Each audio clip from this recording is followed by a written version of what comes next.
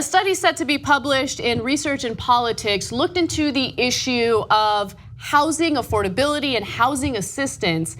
And the researchers wanted to see whether or not Trump supporters are more inclined to be supportive or not so supportive if the housing assistance would go toward black people. Okay, so let me tell you how this study goes.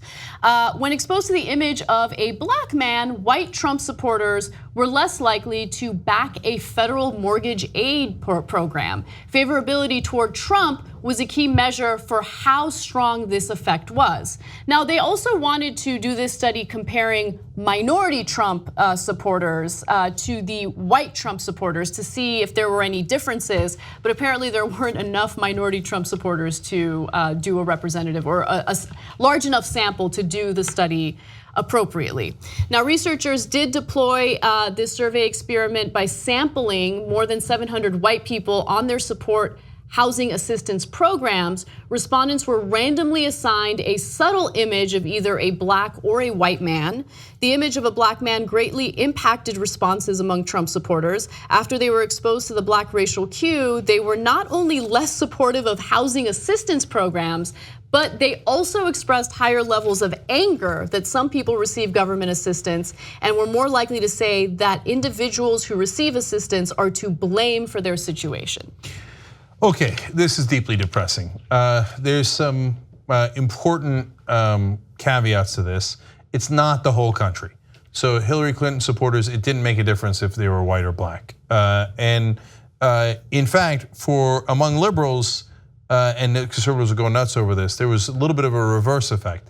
Now, the researchers say that it might have been because they think, well, a progressive might think that a black person is more disadvantaged in America, so housing assistance makes more sense for them.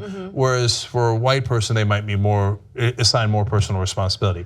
One, that might be the researchers making excuses for them. Two, it's not right any way you slice it. You should treat them exactly the same. But three, for the Trump supporters, I should say three, for the liberals who was cued by a white guy's image and then marked down housing assistance a little bit, they did not then also say, I'm worried about crime, I don't believe in government at all the other things that Trump supporters also got triggered into. So it was only on that one portion, not on all the rest of the things that the Trump supporters then, in this case, literally got triggered by. And they got triggered by just a subtle image of a black guy, and they're like, that's it, housing assistance is bad. In fact, the whole government is bad. It's for government handouts, and we have a real problem with crime in America. I mean, that just that tiny little bit thing triggered all those negative thoughts in them, which then is the depressing part. And I think that even at this late stage, I still don't understand the degree to which a certain percentage of the country is deeply racist. Yeah, well, I mean, I think we're learning and we're getting a better sense of that. But what also fascinates me is the fact that, these housing assistance programs wouldn't just help black people, they help everyone. Anyone who can't afford a home and needs some government assistance, right? And so think about these Trump supporters and how they're willing to shoot themselves in the foot just so they can be able to deny black people housing assistance. Like, you think that unaffordable housing only impacts black people? No, it impacts everyone. Well, first of all, of course, whites get more housing assistance than blacks in the country. Now, the percentages might be different, and that's a fair point. But overall, there's a lot more white people in the country, and more white people get housing assistance. Now, and by the way, if you're a liberal who got triggered into saying, well, no, maybe we shouldn't have as much housing assistance, don't be preposterous. Doesn't matter if a white person or a black person is getting it. If they need assistance and we think it's the right thing to do as a society, instead of letting them wander around homeless, then we should do housing assistance. It shouldn't matter at all what their race is. But to me, all that parade of horribles that got triggered by just seeing a subtle image of a black guy is amazing. And if you ask those people, they'll say they're not racist, of course. Almost all.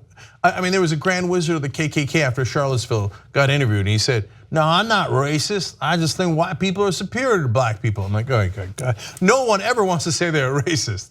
So, but even those guys, they might not say outwardly racist things, the ones in the study, right? Yep. But it's in the back of their head. Black guy means scary. Black guys don't deserve it. And that is buried in, unfortunately, millions, tens of millions of people's heads in America. And that has consequences, and that has effects, including electing a guy like Trump, who then goes after minorities. Right, whether they call tough on crime. He's like maybe encourages the cops to be, to rough people up, going after immigrants, going after Muslims, etc.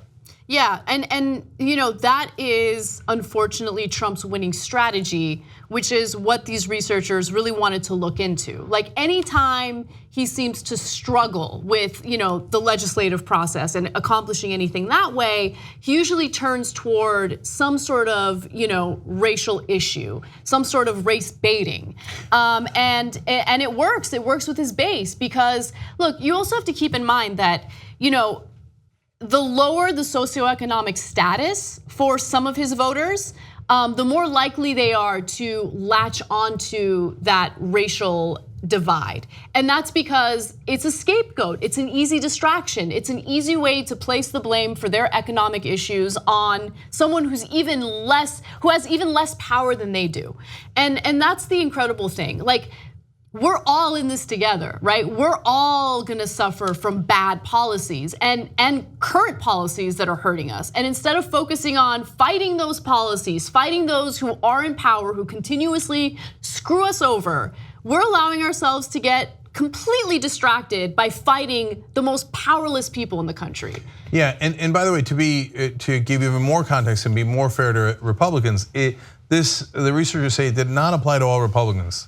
It was more specific to Trump supporters. Yes. So if you're a Republican because you want bigger tax cuts, well, we might have different issues with you, but you don't necessarily think black people don't deserve anything and are gonna bring you greater crime. So don't make assumptions about all Republicans. And part of the reason I bring that up is because it's important, and the other part is because politically it's relevant. It doesn't mean that 75% of the country is deeply racist. It means probably 25% of the country is. Now that is a depressingly large number, and we can see it, and you can argue 35% of the country, depending on how you want to count based on polling or the percentage of the vote, etc. right? But that's a big number, but it is not the majority. And let's also remember, Barack Obama did win. That doesn't mean that racism is solved in the country, but it means that there were enough people to vote for at least an African American candidate twice. And so don't give up on America yet, but at the same time, understand that this is real, it exists, and politically how it is used. Because when Trump brings up Latinos or black people, so Central Park 5, they didn't do it. There was a case from a long time ago. Trump thought they should have been executed. They took a full ad in the New York Times to say to execute the kids. We find out decades later that they were wrongly convicted. They found the right person who actually did do it.